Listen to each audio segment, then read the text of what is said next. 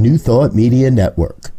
We are a global broadcast network of positive music, media, and entertainment, inspiring humanity's evolution along the journey of enlightenment and creating a world of love, peace, empowerment, and prosperity for all.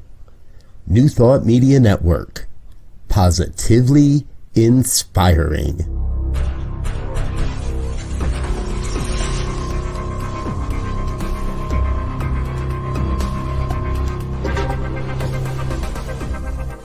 Live from a secure concrete bunker somewhere in Ohio, New Thought Media Network presents Pastor Michael Mangus with Friday's Fireside Chat, spiritual conversation for today. Here he is from the secret radio room, surrounded by thousands of watts, Pastor Michael Mangus.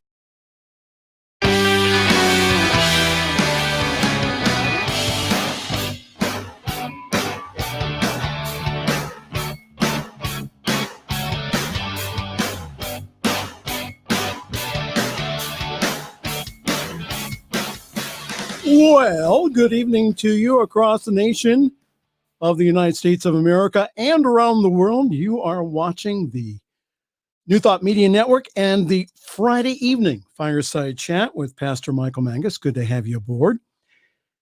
We have a wonderful show for you this evening, so please feel free to interact with us by posting your comments below on Facebook. And if you're feeling shy, I know some of you are, please feel free to contact me at pastormichaelmangus@gmail.com. Now, during the show, I'm not able to go ahead and to take a look at the emails, but I read them later. All right. The purpose of our fireside chat here is for us to talk about contemporary issues from a New Thought perspective. And as I said a couple of weeks ago, I want us all to have a new thought about what is going on around us, not only here in the United States, but also globally. So once again, the legal department at the New Thought Media Network wants me to read this. The views and opinions expressed by the host and his guest are generally right.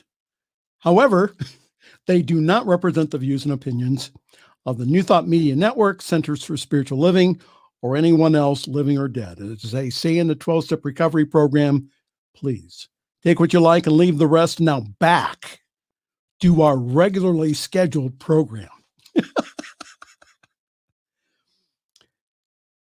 The show is not meant to be controversial, but it is meant for us to have those loving talks that I think we need to have right now. We have a wonderful guest in the green room this evening from the United Kingdom. We have the host of Cosmic Prayer, practitioner, ministerial student, and all-around nice person, Laura Topper, will be joining us at the bottom of the hour. Yesterday was the U.S. holiday of Thanksgiving. Today is named Black Friday. And for those of you who are not in the United States, it is the official start of the Christmas holiday shopping season. It's named Black Friday, not because it's bleak, but because this is the day that retailers usually start making money. They see black instead of red on their bottom lines and on their accounting spreadsheets. I hope you had a really nice holiday here in the States. I spent a very quiet day with my brother and girlfriend at their home. Very nice dinner, very nice time. In the news, COVID-19 has changed how we will celebrate holidays this year in the U.S. and also around the world. From the Centers for Disease Control, as of 1 p.m. today Eastern, total number of cases is 12,823,092. New cases, 142,739. And the total number of deaths, here in the United States, 262,673. So like I said in previous weeks here, I read the numbers not to make us feel bad, but to make us aware of what's going on. That's my reason. And for us to have love and compassion, that 262,000 people were not at the Thanksgiving table this year with their loved ones. So what you need to know about COVID-19, this is from CNN. Thanksgiving Day marked the 24th consecutive day the U.S. reported more than 100,000 new coronavirus cases. The United States FDA, that's Food and Drug Administration, intends to make a decision about authorizing Pfizer and also BioNTech and their coronavirus vaccine within a few weeks of a key meeting scheduled for December 10th. There's already plans, I know, here in Ohio and also other states to start a rollout of the vaccine as early as the end of December. Germany this week topped 100 million COVID-19 cases, becoming the sixth country in the European region to do so. Also from CNN, CDC advisors to vote next week on who gets the coronavirus first.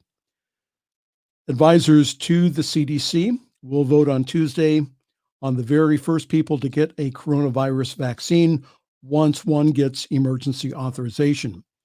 The CDC Advisory Committee has scheduled an emergency meeting for Tuesday to discuss allocations of the COVID-19 vaccine, according to a document obtained by CNN. Members of the committee will discuss who should be in the first group and clinical consideration for the rest of the groups. Draft recommendations have suggested that healthcare workers should be in the 1A vaccine allocation group. Other possible members of the group, people most likely to catch, spread, and or develop severe diseases from the virus, such as nursing home residents. The advisors will also discuss how to monitor safely after the allocation of the vaccine, according to the document. So there is movement as far as that goes. Again, the only concern on yours truly and on as far as with the Pfizer vaccine is, again, it has to be kept at sub-zero temperatures. So the state, I know here in Ohio, where we are broadcasting from, is getting ready to go ahead and to roll out a vaccine as soon as possible. And again, the first in line will be the front-end workers.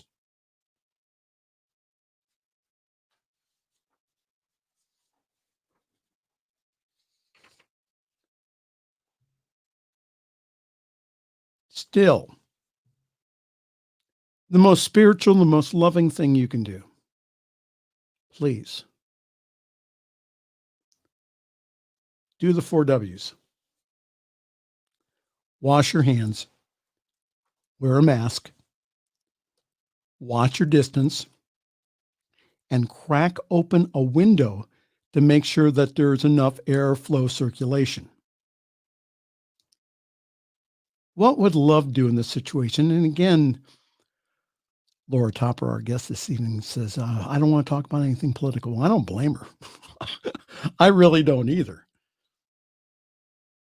Unfortunately, people in this country, in the United States, have made this a political issue. This is not about politics. This is about saving lives. So let's talk about, in a 5-4 ruling this week, the Supreme Court sided with religious organizations in a dispute over COVID-19 restrictions put in place by New York Governor Andrew Cuomo. Did I pronounce him right? It's Cuomo. It's Andrew Cuomo, limiting the number of people attending religious services. This is an opinion piece that was in CNN this week. The expert that they have is Jeffrey Sachs, who is a professor and director of the Center for Sustainable Development at Columbia University, an esteemed lawyer. The reason I'm going through this is because, first of all, there's a lot of things that were not explained in the news about this 5-4 decision. I thought that Mr. Sachs went ahead and did a very nice commentary. So I'm just going to read it here. He said, last month I wrote that Amy Coney Barrett would help usher in a new post-truth jurisprudence on the Supreme Court. When I had cited her anti-science statements on climate change, her arrival on the court has created a new 5-4 majority against public health science at the height of the COVID-19 pandemic. When it ruled this week against the New York State decision to limit religious gatherings in a few high-incident parts of New York City, the court proved the dangers of scientifically illiterate judges overturning government decisions that were based on scientific evidence. The immediate effect on New York City is moot because the state has already lifted the particular order under review. So what had happened is that they limited the number of people in buildings to 10 rather than 25. The grave imminent danger, Jeffrey Sachs wrote, lies in the rest of the country where public health authorities will feel hamstrung to restrict religious gatherings even when the virus is spreading out of control.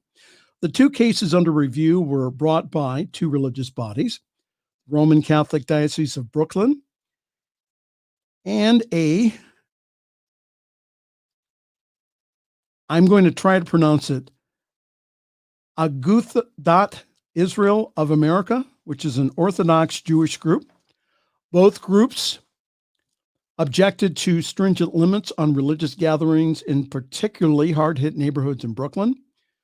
The court's 5 conservative justices, a new majority with Barrett now on the bench, argued that the state's limits on religious gatherings violated the minimum requirements of neutrality to religion under the First Amendment. So the reason I'm going through this is because, again, to give you the opportunity to start thinking about the ramifications that this may be to your community coming up.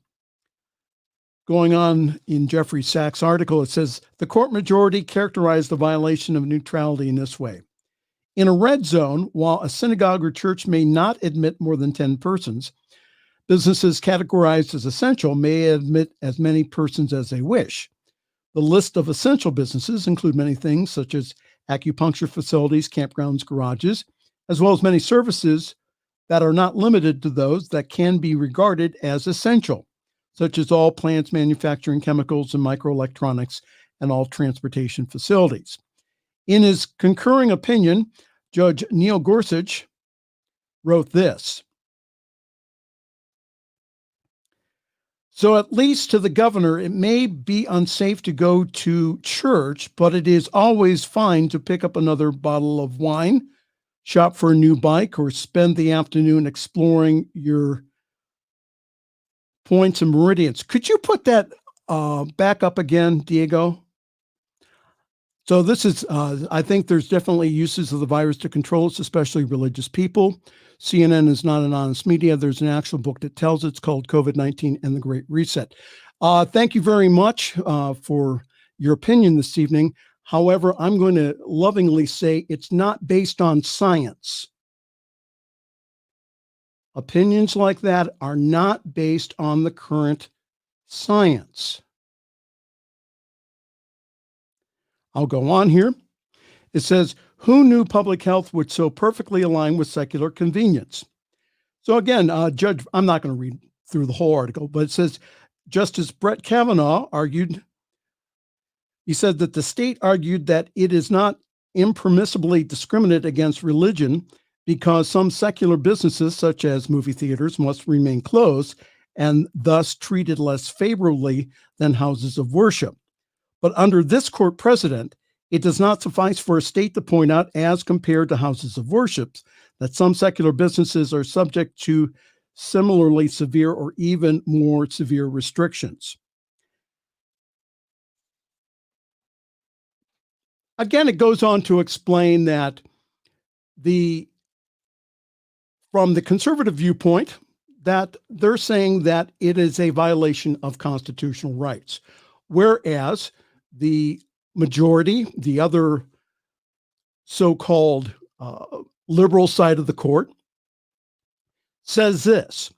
It says that, again, that we have a health and safety issue that we have to deal with, and we're not going with the science.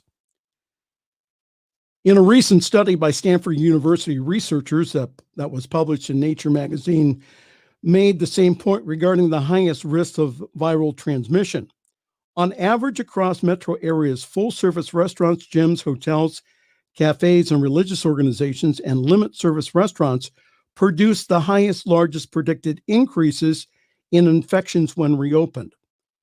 And it ends by saying, it says, what is especially disappointing in the Supreme Court decision is that the lower courts have made correct points very clearly in a decision that was brazenly overlooked by the majority decision. The federal district court has noted that, among other problematic features of religious gatherings, congregants arrive and leave at the same time. They physically greet one another. They sit or stand close together. They share or pass objects or sing and chant in a way that allows for airborne transmission of the virus.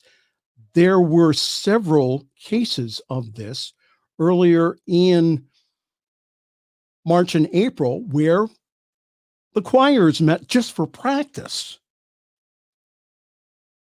And unfortunately, then several people from the rehearsal got sick and or died.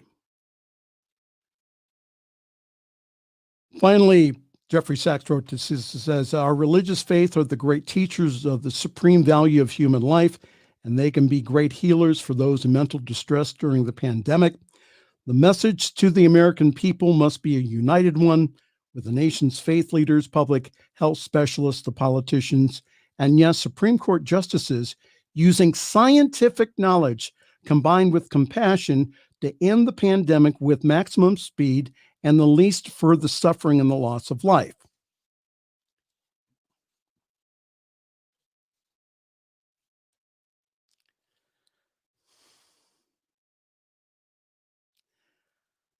I spent time with this tonight because it does affect all of us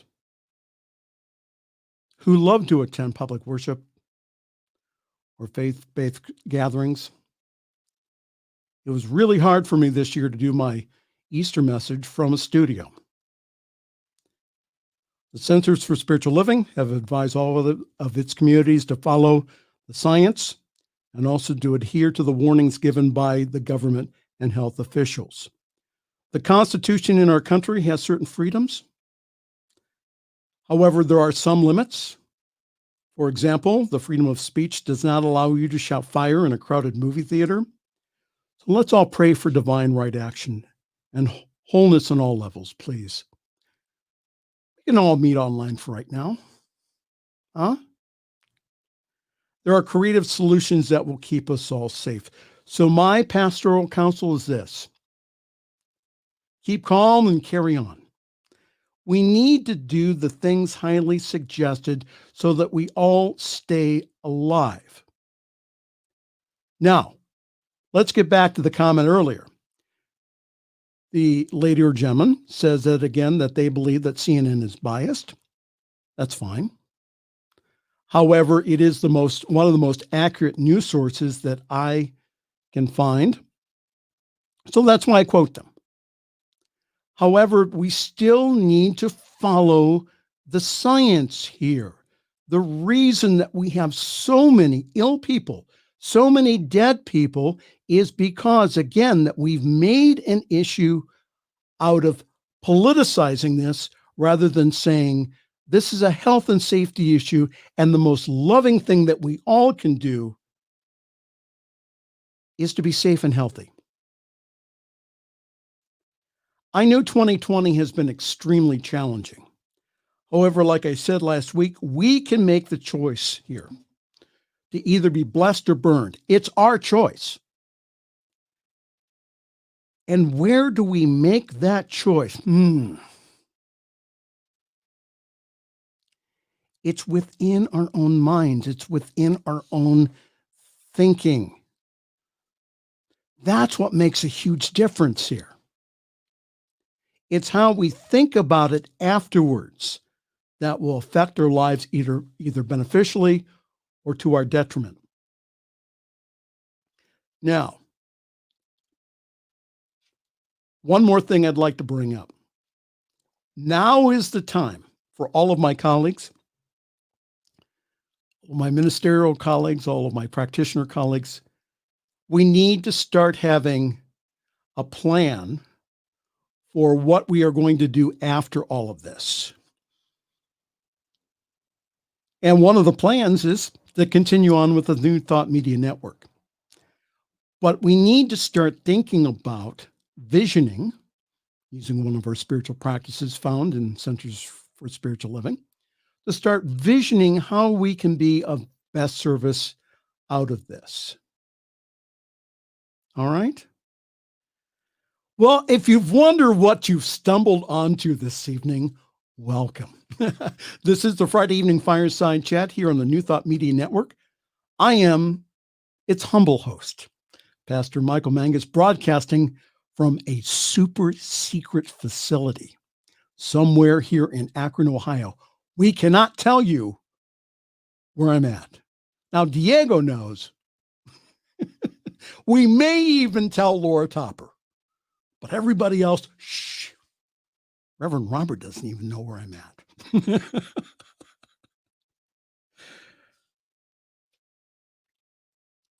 One of the articles that I found this week, and I found similar, is how to cope when you're alone on Thanksgiving. This is from verywellmind.com. It was written by Arlen Kunzik, but it was reviewed by a PhD psychiatrist. And it says this, and again, I'll just highlight some of the points here. Being alone on Thanksgiving can feel challenging. This holiday is a time of year that many people spend in the company of family and friends. Due to stay-at-home orders, as well as growing COVID cases around the country, you may find yourself spending Thanksgiving alone. You may even find yourself alone at this time of year if you live with social anxiety disorder or SAD. Perhaps you turn down invitations to gather because of your anxiety, or maybe because your relatives live out of town. Whatever the reason for being alone, there are ways that you can feel less lonely. How to cope with being alone. In general, there's 3 ways. You can do it from the article. It says, accept that you are alone and make the most of your time. I know that's hard. The second one is find people to FaceTime or Zoom with so that you don't feel so lonely. And then spend the holiday making plans on how you will spend Thanksgiving next year. From all that I've read, all that I've researched, again, we're looking at, even with having the vaccine out and even having a safe herd immunity, that we are looking at probably wearing masks into 2022. And again, all the science has said this over and over and over and over again. And what is shown to be true has been the science here. I'm not saying that there's not some of us who are long-term metaphysicians, who are adepts and who can overcome disease that way through our minds. But I wear a mask for everyone else, and everyone else wears a mask for me.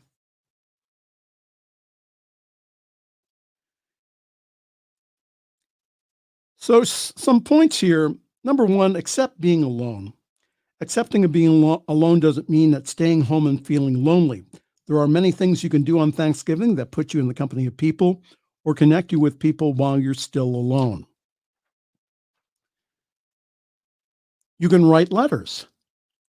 Gosh, when's the last time you wrote a letter besides an email? Huh? Take the time to write letters or emails to family and friends. How about thank you cards? Huh? When's the last time you've done that? Connect with people whom you might not normally connect and plan for possibly reconnecting and not being alone on Thanksgiving next year. You could even try writing a letter to yourself. Plan on opening it next year to see how you were thinking and feeling and observe what changes that you have made and how things have improved. Be productive. Make it a productive day. Get your house organized. I know. More housework, right? But clean out the closets, get the paperwork in order, make to-do lists, and generally get control of the little details in your life. You will end the day with a feeling of accomplishment and the ability to focus on your relationships with others because your life is manageable. Get outdoors safely. That's one of the recommendations. Go take a walk. Also, it says here, also finding companions, even if you're alone on Thanksgiving, that doesn't mean that you can't reach out to others. The best way to do this is to put others' needs ahead of your own. Who else might be lonely this time of year? Who else is wishing that they had a companion? When you can answer those questions, you will have found a way to ease your own loneliness. Volunteering is a good thing to do. Also getting in touch with others who are alone and also plan for the future. You may read more about that at verywellmind.com. There they have peer-reviewed articles and research about mental health. Excellent source. So again, please go ahead and to take advantage of that. Another way is this: reach out to your community. Reach out to us here at New Thought Media Network. We're here for you.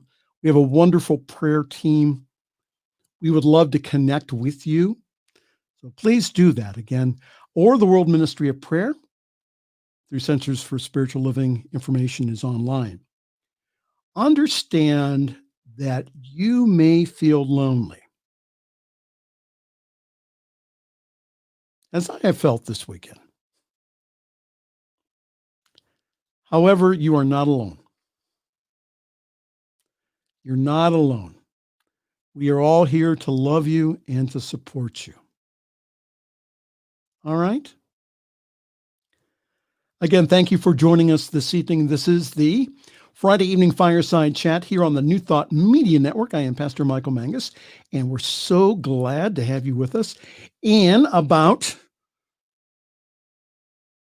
5 minutes, we will have on from the United Kingdom the very talented and beautiful practitioner and ministerial student. Laura Topper will be with us here in just a few moments.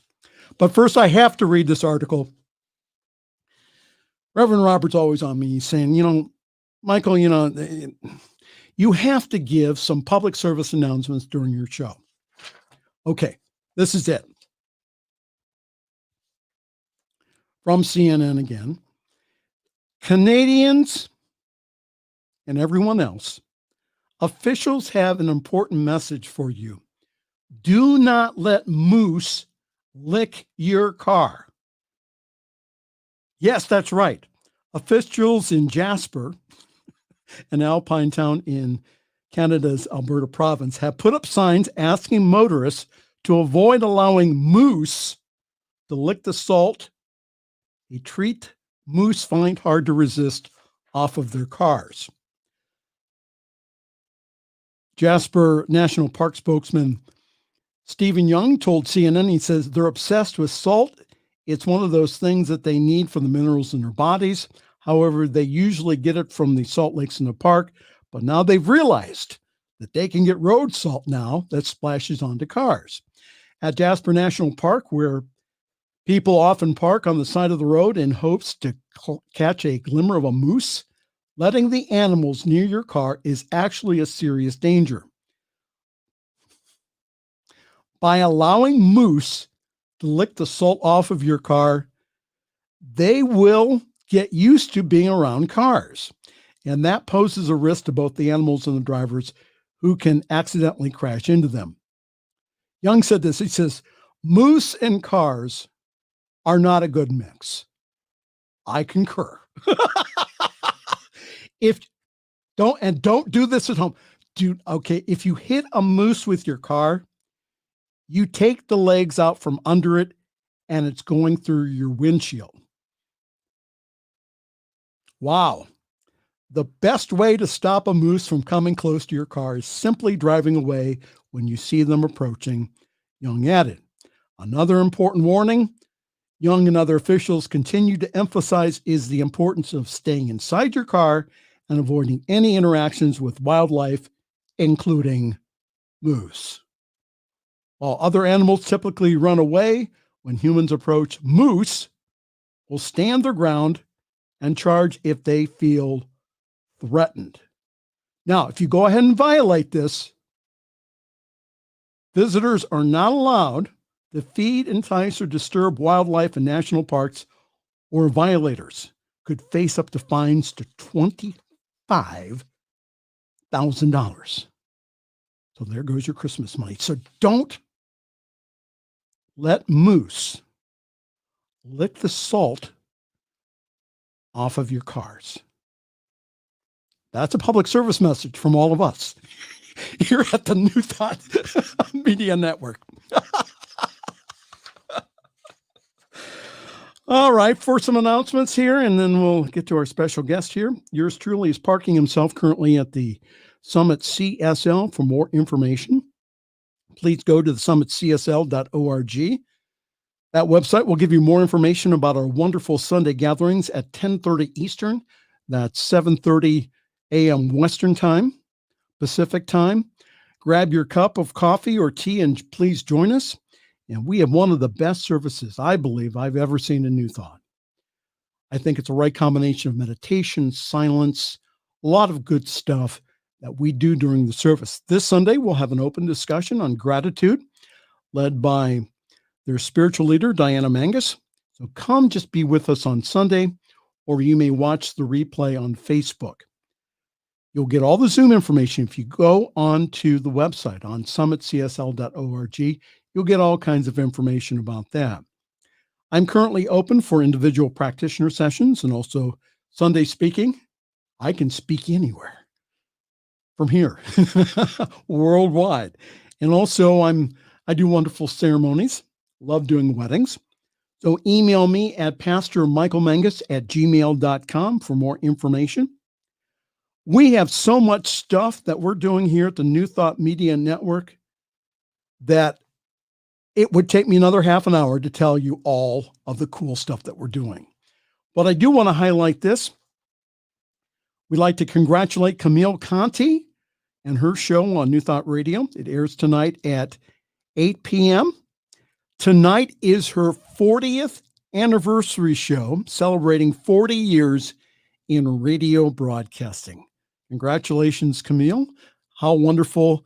Real conversations about life with a rock and roll soundtrack. So check them out this evening here on New Thought Radio. Also, Launch 2021 is continuing here. We fell a little short of our fundraising effort last week. Please support us here. We have all kinds of wonderful premiums. It's all on our website, ntmedia.org. Your help is greatly appreciated because, as I said last week, you get an extra premium. The extra premium is that through your support of us here, you get to take this powerful message around the world.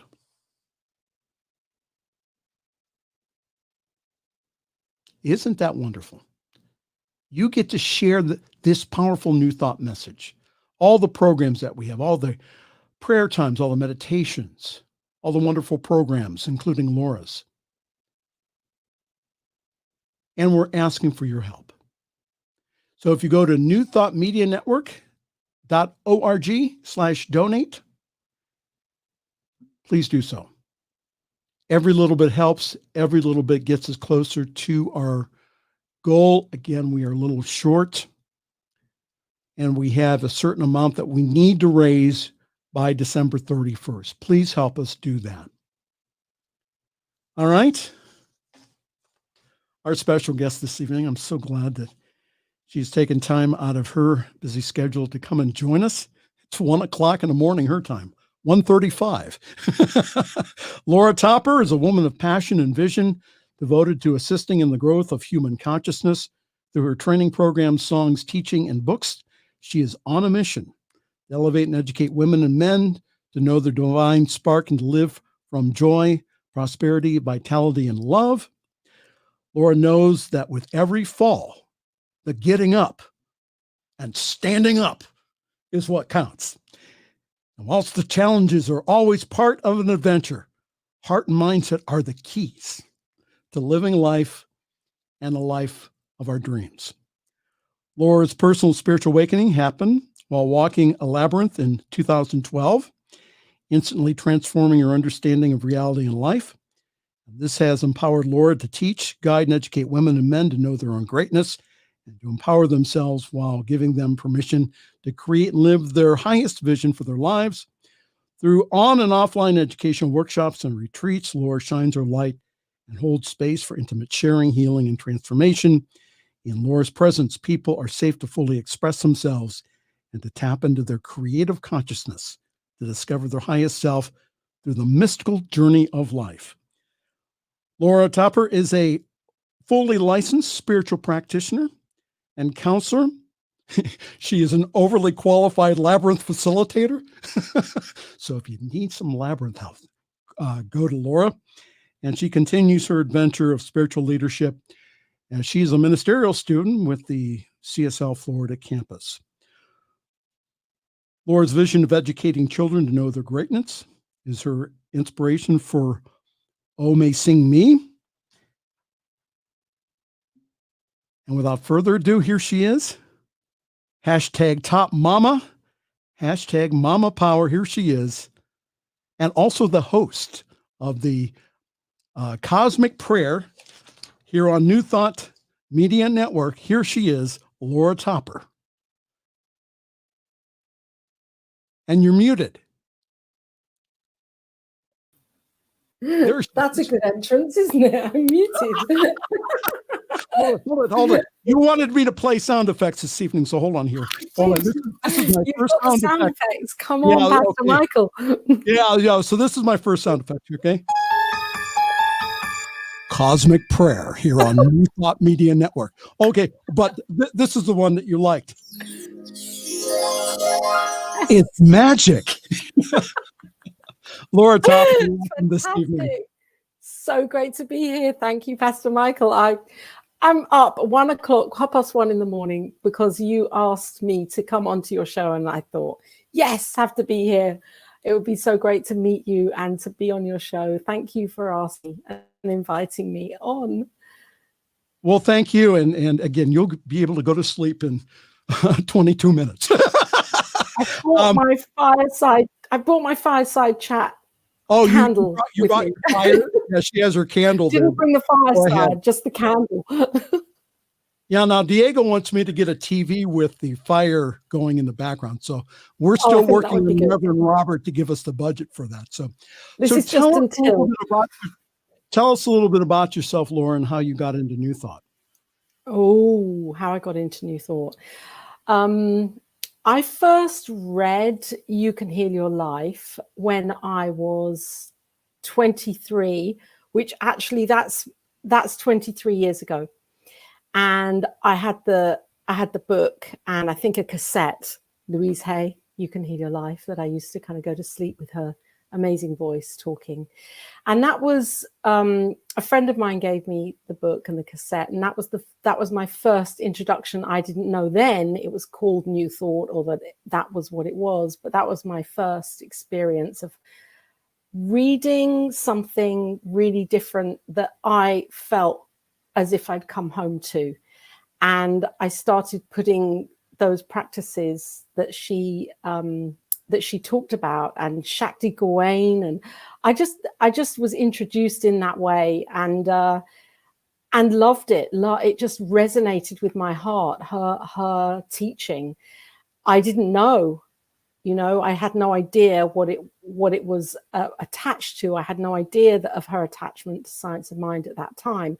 I just accepted it in my heart. And I was on a journey then of seeking and, understanding my life from a different perspective from what I've been brought up with my family and my family's religion. So it was all very new and exciting. And that for me was my very first taste of, there's something that it really struck my heart, and it changed me. It changed the way I saw life. Did you grow up in a religious tradition? Jewish. Okay. Yeah. I grew up in it. My family's traditional and kind of, semi-orthodox. But I didn't, I never understood what the rabbi was saying. So because it was all in Hebrew, and that for me, it was just so boring. It was just boring sitting there listening all the time to the prayers and not understanding it, and in quite a rigid way, because we were brought up in an Orthodox synagogue. So for me, when I was 16, it's like, no more. I don't want to do this anymore. It didn't really touch my heart. And then I started understanding meditation. I started reading about meditation, and my heart just took me that way. And so I let go of wanting to practice Judaism. Yeah. Have you taken the Kabbalah class yet? I haven't, no. But I have done. I need to delve in, don't I? Yeah. Oh no, that's what I'm taking this semester at the Holmes Institute.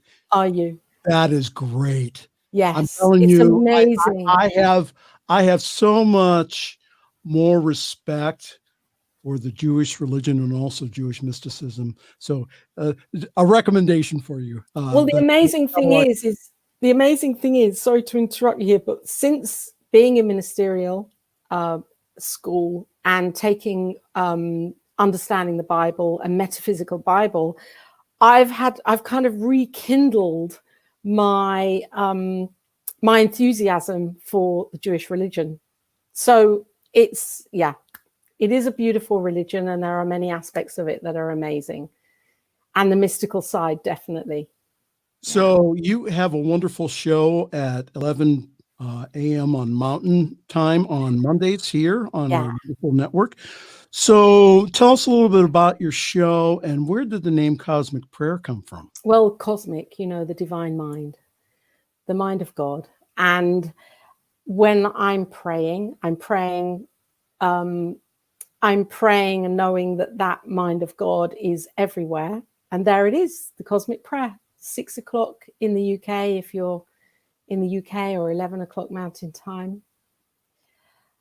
And as a prayer, I know how important that is to me, and how important it is in my spiritual practice. And so my inspiration for the cosmic prayer is to bring on guests to talk about their own experience of prayer and how that has demonstrated in their lives. And so many amazing people. Well, when people come on to your show and talk about their experiences, I love that. I love hearing people's different takes on the same thing.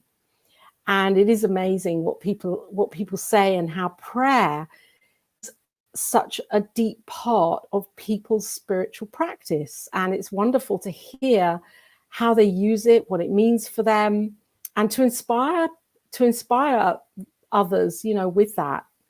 That was my inspiration for the show. Yeah. And I love it.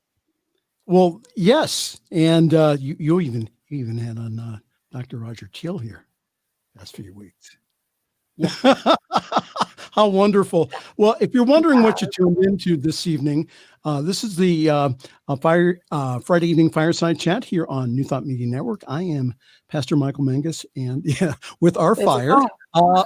along with practitioner and ministerial student Laura Topper, who has her own show here on the New Thought Media Network, 11 a.m. Mountain Time here on Mondays. So what have you been doing to encourage families? I know you have a specific ministry to moms out there. What have you been doing to encourage families and moms during this time of COVID-19? I think it's those principles, that we know that are grounded in our hearts as practitioners and as students of truth. Gratitude, staying in the knowing that, that we are, you were talking about that, that we are creating. We are co-creating in our minds and in our hearts and with our intentions. So for me, the message is to stay in the knowing of health and to practice that in spiritual practice, to practice that knowing in meditation, in visualization. And we have a choice. And I love that, what you were saying before, we have a choice, and it's a choice of how we're responding or reacting in the moment. And it's not always easy, because we are now in a time where will it ever go back to no masks? I mean, you say into 2022, who knows? Maybe it will last for longer. And so we're all having to learn a new way of being and to be okay with that. And it's not easy because we are programmed in one way and we're being shifted into another way of being.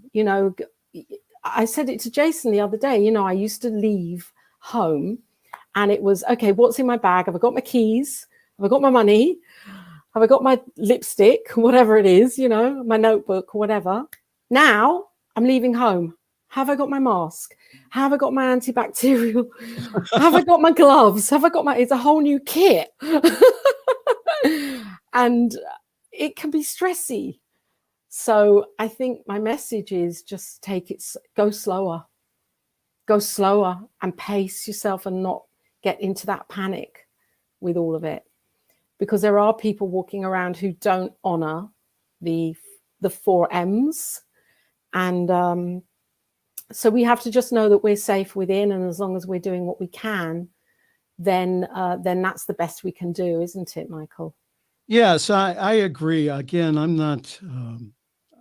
the reason I say what I have done since March, since doing this program, starting the program, has been because, again, I really care about, especially us here that go to New Thought Unity religious science churches, because again, that sometimes there is such a thing as, again, that we deny in our own mind, again, the whole idea of the illness, but it's not meant to say that we don't, if there's a fire in front of us, don't put it out. Okay. Yeah. So again, there's different ways of taking a look at it. My whole thought in helping people to create a new thought is that we are somehow or another going to get through this. Yes. Somehow, and again, don't ask me how. I just know that somehow or another that if we have the right frame of mind here to be blessed rather than burned, that somehow or another, again, I've gone through, and you probably have too, have gone through different changes. I was let go from a job that I really loved.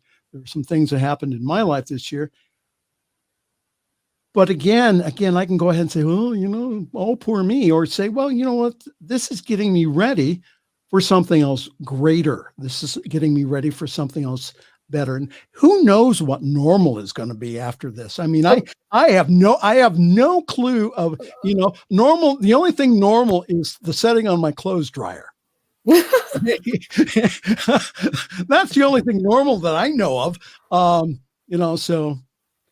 Yeah. So anyhow, I wanted and just to say that it's, the more we can embrace that and accept it and allow it, then we are allowing ourselves to be in that place of surrender where we're not trying to control it. It's just we're allowing it to come through whatever this new normal is. We're in the new normal right now, and we're actually co-creating it. We're very powerful, and we can actually we can co-create that. We're in that, we've tipped over into the new paradigm.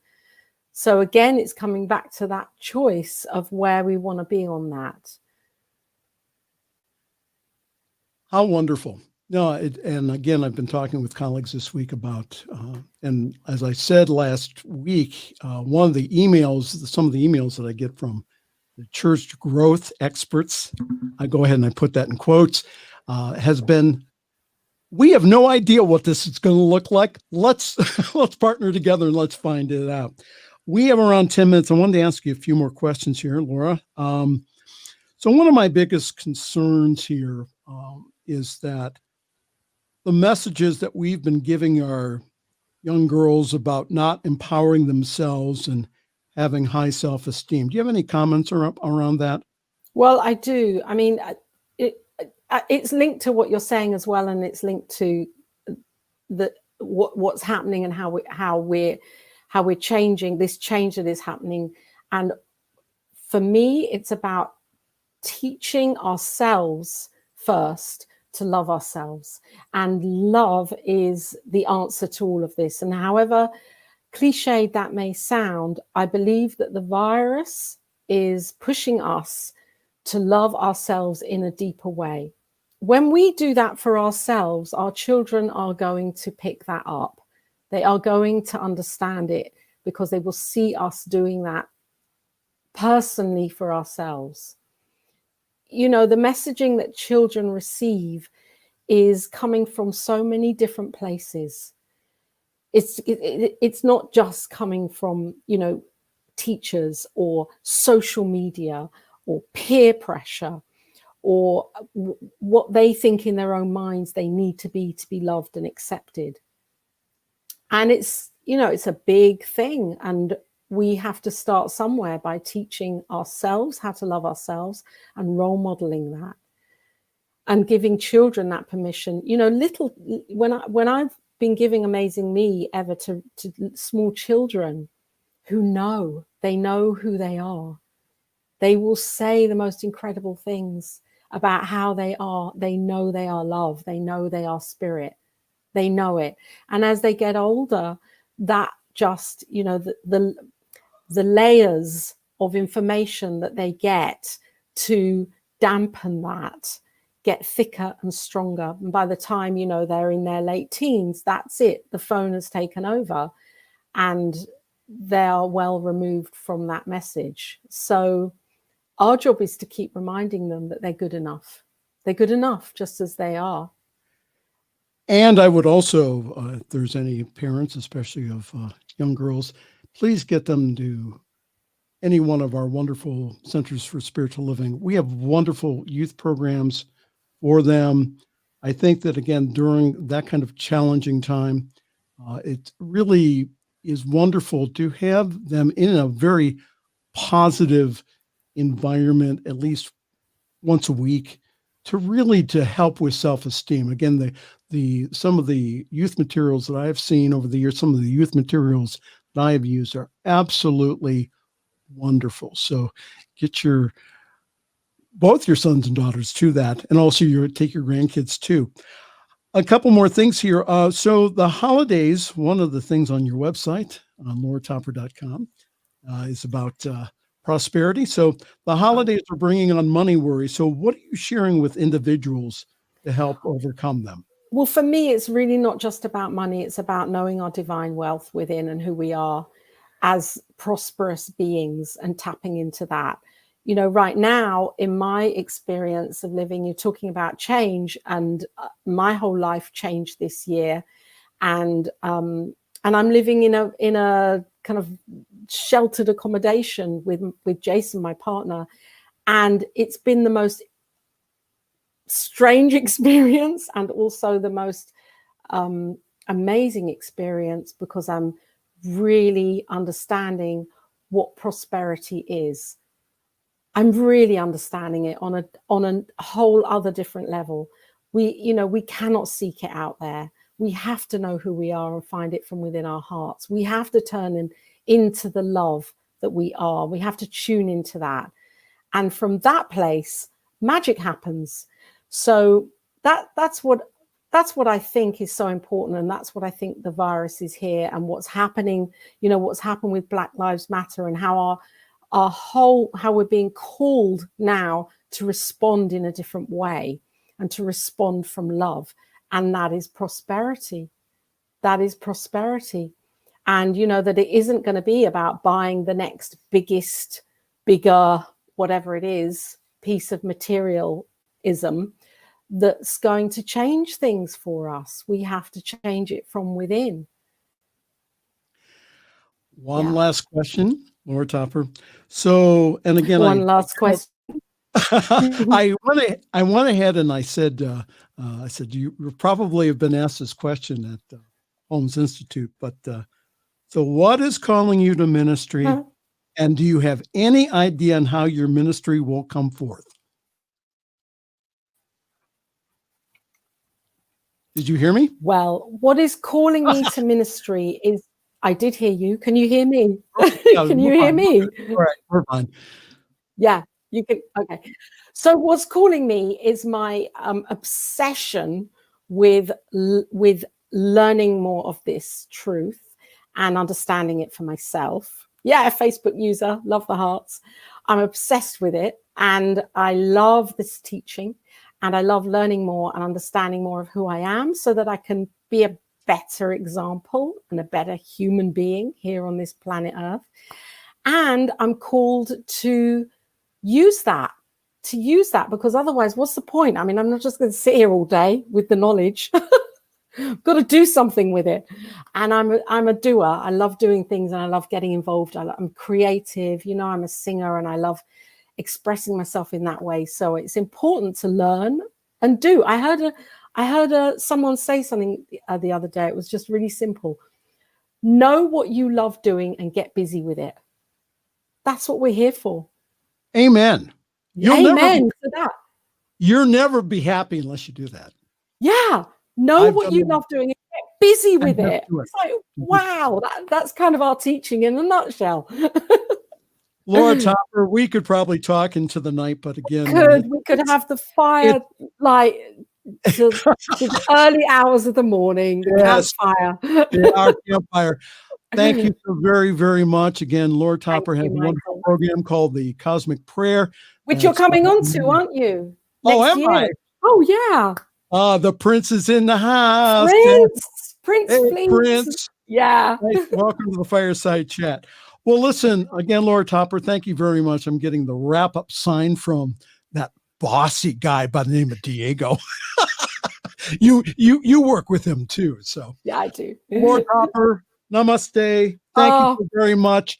Happy holidays. Happy Hanukkah. And to you. Thank you for having me here. Yes.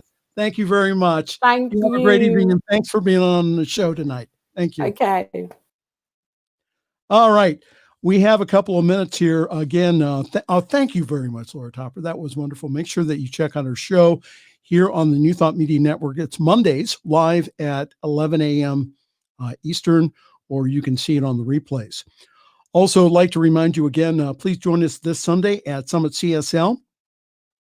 And we have a wonderful program for you for our Sunday service. We'll have an open discussion on gratitude, on a great attitude, led by spiritual leader Diana Mangus. Come be with us this Sunday or watch the replay on Facebook. All right. Lots of programming info on our website, so much so I can't even tell you all of it. So just go on ntmedia.org, has all of our programming information. We have new programs. We have all kinds of stuff. And please support us through your donations. Our Launch 2021 continues. Again, we're a little short here. We need to raise the $5,000 before the end of the year. We need to do that. And I believe that, again, like Laura says, there's more than enough. And I really believe that, again, that through your generosity and through knowing that Spirit is a source of our supply, that we will meet that and even exceed that. So again, you'll have the information below there somewhere about how to donate. Diego will have it up here in just a moment. Well, that's New Thought Media. There you go. Go to the donate button at newthoughtmedianetwork.org and please donate. All right. Well, happy Thanksgiving. We will see you again next week for another thrill. Thanks for joining us this evening for Friday's Fireside Chat with Pastor Michael Mangus. Join us again next week at 8 Eastern, 6 Mountain for more spiritual conversations for today. For more information and replays of past shows,